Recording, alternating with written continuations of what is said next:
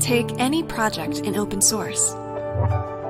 It starts small, then it grows, one line at a time, one commit at a time, one person at a time, one connection at a time. A community makes it bigger, makes it easier to get more people involved, makes it easier to come together to boost the most promising innovations on the horizon. Throughout the years, we took some chances and we made some big bets on big technologies. Linux, hybrid cloud, containers, edge. But no one is ever 100% sure what the next big thing is. What we do know is that the most accurate vision of the future is a collective one. Intersecting interests and good communication guide the way. With more eyes, all bugs are shallow. With more eyes, we see more of what lies ahead. But we're still only seeing one point of view from one moment in time. Looking ahead together and sharing what we see is how we will know where to go. 2020 Red Hat Forums Virtual Experience. What's next?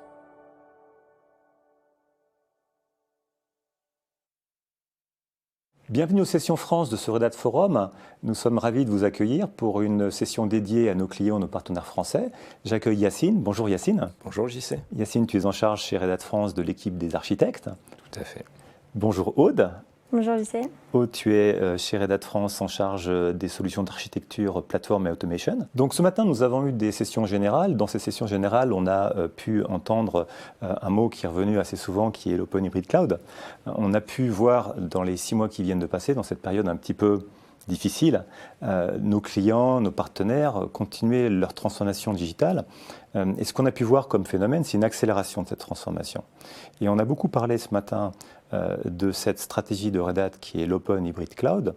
Et l'objet, peut-être, dans les minutes qui viennent, c'est Yacine, de nous en dire un peu plus sur ce qu'est vraiment cette stratégie et comment l'Open Hybrid Cloud se déploie chez Red Hat et chez nos clients. Alors effectivement, on parle beaucoup de la stratégie et de la vision Open Hybrid Cloud de Red Hat. Moi, je tenais juste déjà en introduction à préciser Open, puisqu'on met Open un petit peu partout chez Red Hat, mais à juste titre. On le sait, Red Hat est fortement engagé sur les communautés open source et notre ADN, notre culture, notre façon de travailler est complètement imprégnée de ces communautés et de notre engagement dans ces communautés.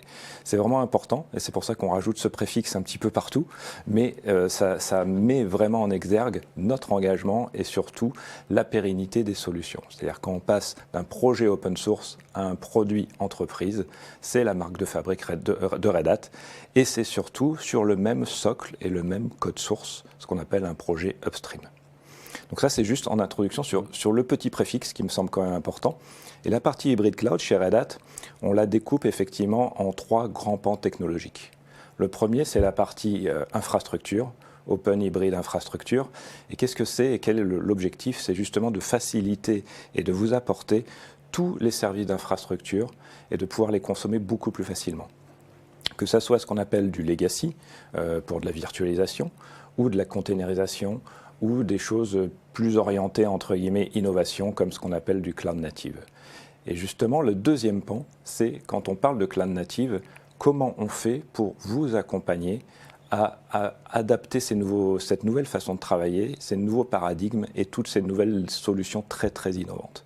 Donc on a un socle d'applications, de frameworks qui viennent compléter nos services d'infrastructure pour justement tendre vers cette unification des services.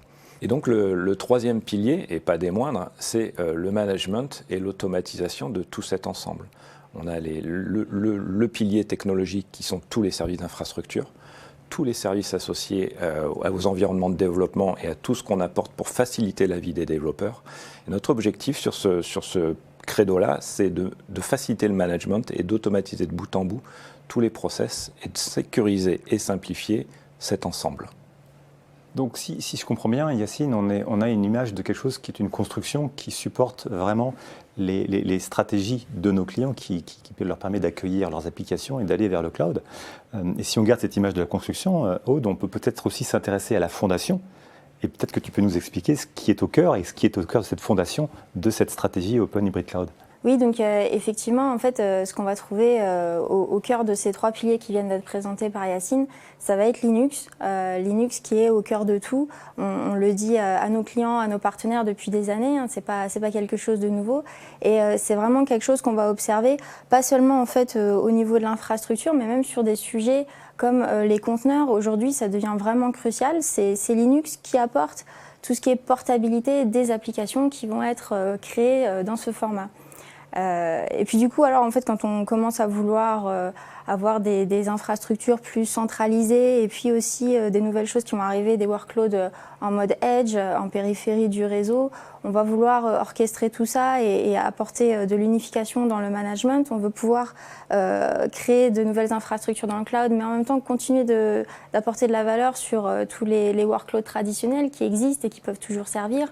Donc on va vouloir les optimiser, on va vouloir intégrer tous ces environnements ensemble et puis il va s'ajouter du coup toutes les problématiques d'unification du management et on va vraiment vouloir miser sur une automatisation qui va être agnostique pour pouvoir adresser tous ces sujets-là de façon vraiment unifiée et sans monter des usines à gaz. Et c'est là que vraiment on se retrouve inévitablement à parler d'Open Hybrid Cloud. D'accord. Alors il y a beaucoup de termes techniques, hein, il y a beaucoup de technologies dans tout ce qu'on est en train de discuter. Tout à l'heure, Yacine, tu parlais de cette notion d'open. Il y a une dimension qui est quelque chose de très important qui se développe de plus en plus sur les discussions et les propositions de solutions qu'on amène à nos clients et nos partenaires. C'est vraiment cette notion d'aller au-delà de la technologie pour entrer dans la culture. On est un éditeur de l'open source, on a une culture particulière, une façon de développer nos solutions pour nos clients. Et cette culture, elle apporte beaucoup de choses à nos clients et on est de plus en plus dans cette discussion et cette ouverture vers l'utilisation, l'intégration des cultures open source chez nos clients, chez nos partenaires. Ça apporte des façons différentes de travailler. On a, nous, ancré au cœur la collaboration, qui fait vraiment partie de l'ADN des communautés. Cette idée de l'innovation et de l'intégration et de toujours travailler sur l'intégration d'innovation dans les solutions métiers.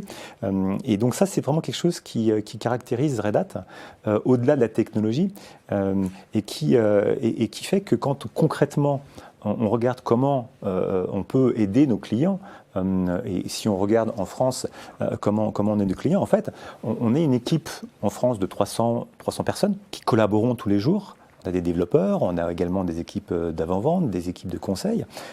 Et on a aussi travaillé pendant cette pandémie à réfléchir à comment nous adapter et comment collaborer différemment avec nos clients. On a par exemple mis en place des systèmes, des solutions qui permettent d'aller plus vite dans les migrations vers les nouvelles technologies. On s'est posé la question de savoir comment s'adapter à ce temps où beaucoup de personnes étaient restées chez elles. On a vu du temps se libérer également et on a adapté nos propositions de formation en adaptant les systèmes de certification. On a également réfléchi à allonger la durée de vie des produits, la durée de vie de support. Donc on a vraiment cette idée toujours chez Red Hat de s'adapter, de collaborer et donc cette équipe France est là pour nos clients français, nos partenaires français pour les aider. On a donc gardé contact et on a aussi réfléchi à la façon dont on pouvait échanger avec vous aujourd'hui. Et on a fait venir aujourd'hui un certain nombre de clients. On s'est dit qu'en mettant les clients au centre et en faisant en sorte de partager l'expérience de nos clients dans l'utilisation de notre technologie, mais également de la façon dont ils les ont mis en œuvre, ça allait peut-être apporter de la valeur. Et on a donc organisé la journée en 2 thèmes. Un thème Open Hybrid Cloud et un thème automatisation et management. Et Yacine, si tu peux nous présenter le premier thème, s'il te plaît. Oui, bien sûr. Donc effectivement, on a un track assez complet dans la foulée de cette session. Je vous invite à nous rejoindre dès 11h30 et j'aurai le plaisir d'animer avec l'un de mes collègues, David Segedi, une première session pour aller un petit peu plus en profondeur sur tout ce qu'on s'est dit tout à l'heure sur l'Open Hybrid Cloud et un peu plus dans le détail d'un point de vue fonctionnel, le pourquoi, le comment et l'intérêt en fait de toute cette stratégie et cette vision qui est au cœur effectivement des solutions Red Hat. Donc pendant une demi-heure, on va un petit peu décortiquer le pourquoi, le comment et bien entendu les solutions Red Hat que l'on peut apporter et en quoi on peut vous faciliter justement l'adoption de ce type de technologie. Et effectivement, comme tu l'as précisé, JC, et c'est quelque chose qui nous tient à cœur, qui de mieux pour parler de nos solutions et de ce qu'elles apportent que nos clients, nos partenaires. Donc on a la chance sur le track justement Open Hybrid Cloud d'avoir 4 témoignages dans la foulée de cette journée. On aura la société Salomon avec un partenaire Apalia qui va nous faire un Rex sur leurs usages de la solution OpenShift. On aura également la société Franprix et notre partenaire OnePoint qui vont nous parler d'une expérience e-commerce qui est quand même assez significative et intéressante. Et pour finir cette journée, justement en termes de témoignages, la société Airbus Defence and Space avec un cas d'utilisation qui est assez particulier, très important en termes d'échelle. Et pour les passionnés d'images satellitaires et de comment on traite ce flot d'informations qui est absolument énorme, je pense que c'est une session effectivement à ne pas louper comme toutes les autres. Ça a l'air passionnant. Aude, sur la partie management automation, qu'est-ce que tu peux nous dire? À quoi on peut s'attendre d'aussi passionnant que chez Yacine? Je vais essayer. Donc du coup, nous on va enchaîner directement derrière également avec une introduction de notre track Automation et Management. Donc je serai avec Belkacem Moussouni qui est Head of Business Development EMEA sur la partie Automation. On va parler déjà du rôle stratégique de l'automatisation aujourd'hui pour les entreprises et en particulier cette année. Ensuite, on va un petit peu parcourir les évolutions de l'offre chez Red Hat Ansible Platform Automation qui a pas mal bougé récemment et qui continue d'évoluer. Et puis on va plus s'attaquer à des use cases techniques, des exemples d'utilisation de la technologie Ansible avec nous puisque vraiment il y a une telle variété de choses qu'on peut faire aujourd'hui avec cette solution que c'est important d'inspirer un peu les gens, de montrer comment on peut faire du provisioning full stack, comment on peut intégrer les solutions Ansible avec le reste du portfolio et bien d'autres choses encore. Je ne vais pas non plus tout dévoiler maintenant. Et puis ensuite, on va également recevoir donc des retours d'expérience de nos clients. On va avoir BPCE et la Steam donc sur 2 sessions séparées qui nous parleront de leur expérience avec Ansible Automation. Alors je précise, BPCE, c'est la Banque Populaire voilà. Et les caisses d'épargne. Et Steam, c'est le groupement Les Mousquetaires. Les Mousquetaires, très bien. Et puis du coup, ensuite, on aura un partenaire, Capgemini, qui nous parlera d'automatisation en mode multi-cloud. Et pour finir, on aura David Mersan chez Red Hat, Cloud Sales Specialist, qui va nous faire un pot pourri de use case en fait pour aller un petit peu plus loin sur la thématique de l'automatisation et qui va aussi parler de la façon dont on peut calculer tout ce qui est retour sur investissement de l'automatisation, ce qui n'est pas forcément quelque chose de simple quand on n'a jamais eu l'occasion de s'attaquer à ce genre d'exercice. Écoutez, merci Yacine et Aude pour ce programme qui m'a l'air très riche. Je vous invite donc à nous rejoindre dans la foulée de cette session. On commence tout de suite après. Merci également à nos clients et nos partenaires qui, dans ces temps un petit peu compliqués, ont pris le temps de réfléchir, de vraiment tirer la substantifique moelle du travail qu'ils font avec Red Hat et de nous le présenter, de nous le partager. Donc c'est quelque chose qui est extrêmement appréciable et qui sera, j'espère, saura vous combler dans vos attentes. Sachez que dans vos projets, dans les idées que vous développez autour de cette modernisation, de cette accélération, nous sommes là pour vous aider. Il y a toujours quelqu'un, un partenaire, un client qui est là pour partager ses idées et faire en sorte de contribuer à aussi nourrir vos idées. Dans cette idée et dans cette continuation, à la fin de ce programme, on a imaginé un temps de discussion qu'on a appelé Ask the Expert, vous verrez ça dans l'agenda. Donc à 14h30, nous vous donnons rendez-vous pour, avec les présentateurs de chez Red Hat, venir pour un temps d'échange. Je vous remercie, à tout à l'heure.